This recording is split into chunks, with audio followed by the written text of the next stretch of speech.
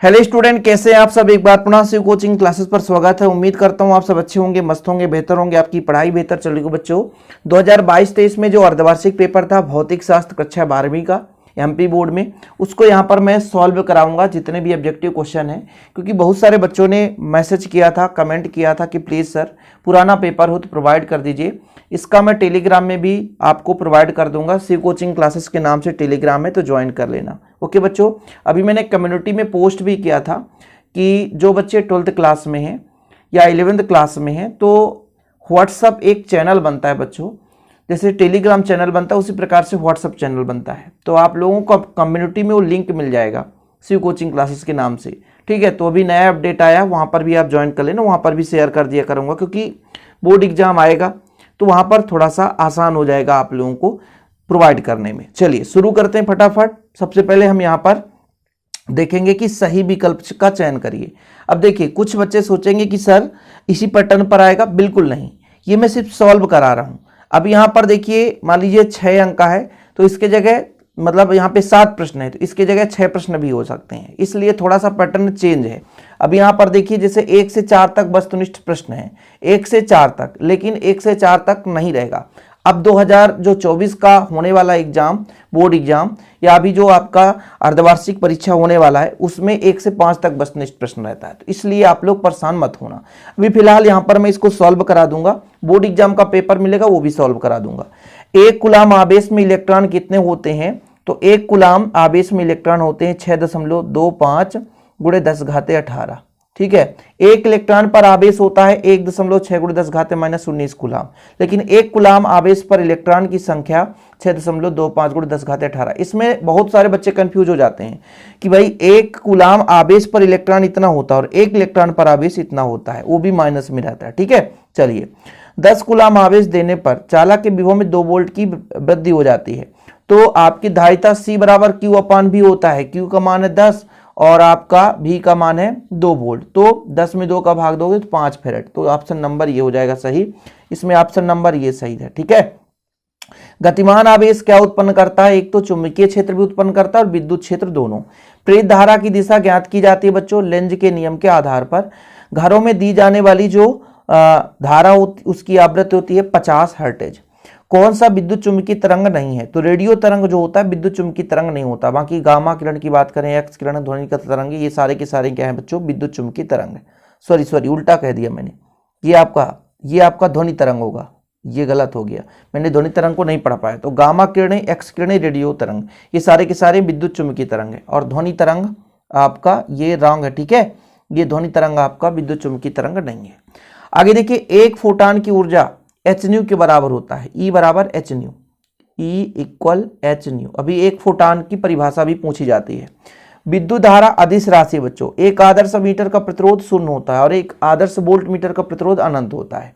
एक कुंडली के अंदर लोहे के क्रोड रखने पर उसके स्वप्रेरकत्व में क्या परिवर्तन होता है? बताओ भाई, स्वप्रेरकत्व क्या होता है? तो बढ़ जाता है। यदि कुंडली के अंदर लोहे का क्रोड रखेंगे तो स्वप्रेरकत्व बढ़ जाएगा। अंधेरे में फोटोग्राफी के लिए किस प्रकार के तरंग, तो अवरक्त विकिरण या अवरक्त तरंग का प्रयोग किया जाता है। एक स्वस्थ नेत्र के लिए स्पष्ट दृष्टि की न्यूनतम दूरी 25 सेंटीमीटर होती है बच्चों, ठीक है। क्या होती है? 25 सेंटीमीटर। प्रकाश विद्युत प्रभाव की सर्वप्रथम व्याख्या हर्ट्ज ने की थी। वहां की खोज आप लोगों को पता है कि आइंस्टीन के नाम से जाना जाता है, लेकिन सर्वप्रथम व्याख्या तो हर्ट्ज ने सर्वप्रथम व्याख्या की थी।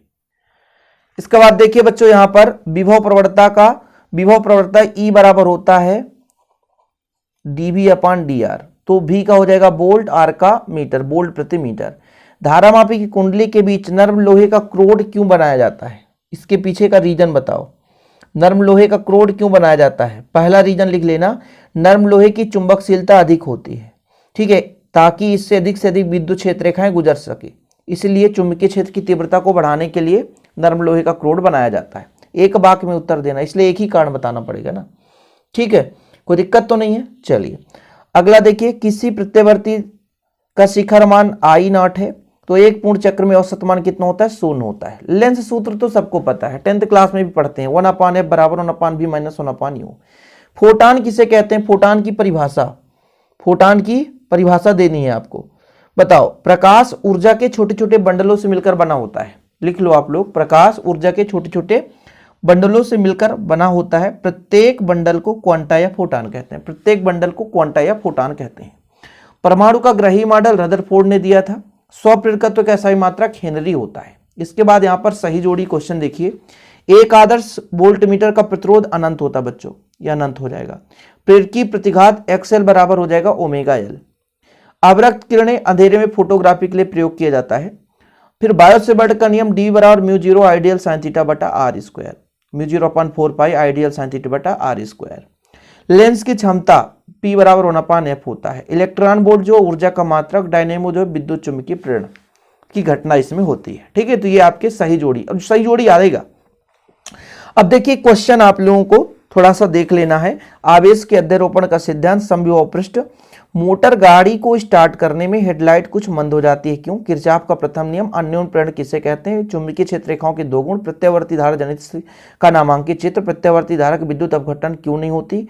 यहाँ पर गुणांक क्यू फैक्टर जो है बच्चों। वाटहीन धारा किसे कहते हैं? प्रकाशिक तंतु क्या है, किस प्रकार से कार्य करता है? प्रिज्म के अपवर्तन का सचित्र वर्णन। कारफलन देहली आवृत्ति में अंतर स्पष्ट करना है।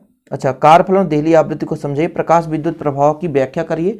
देखिए ये सारे के सारे क्वेश्चन हैं। इसके बाद बोर का कक्षा संबंधी क्वांटम प्रतिबंध समझाइए। बोर मॉडल की दो कमियां। समविभव पृष्ठ, विभव वोल्टमीटर में क्यों श्रेष्ठ है?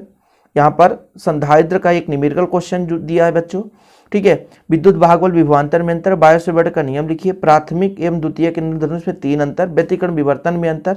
चौक कुंडली का सिद्धांत। चौक कुंडली में बहने वाली धारा को वाटहीन धारा क्यों कहते हैं? स्वप्रण अन्योन्य प्रेरण में अंतर। यहाँ पर देखिए LC परिपथ का व्यंजक आया है। फिर यहाँ पर अपवर्तन के लिए सूत्र आया है। ठीक, और सरल सूक्ष्मदर्शी का आया है। तो लगभग आप जो अर्धवार्षिक की तैयारी करेंगे तो लास्ट का एक चैप्टर छोड़कर पूरा का पूरा चैप्टर अक्टूबर नवंबर में कवर करना है। मतलब अक्टूबर नवंबर में आपको बहुत ज़्यादा मेहनत करना पड़ेगा। यदि आप सोचेंगे कि आराम से हम करेंगे तो कभी संभव नहीं हो सकता है। तो ये पेपर आप लोग अभी है ना जो भी है देख लीजिए।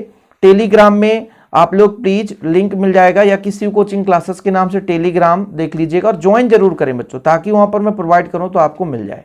ओके, आज के लिए इतना ही। ऐसे वीडियो पाने के लिए चैनल को सब्सक्राइब कर लें। और इसका प्रॉपर यदि तैयारी करना चाहते हैं और आपके पास नोट्स नहीं है तो कॉन्टैक्ट नंबर मैं दे दूंगा आपको 96 85 29 91 49 9685299149। इस नंबर पर आप कॉन्टैक्ट करके नोट्स ले लें। एक छोटा सा अमाउंट चार्ज लगता है, प्रॉपर रूप से आप तैयारी कर पाएंगे। ओके बच्चों, जय हिंद, वंदे मातरम।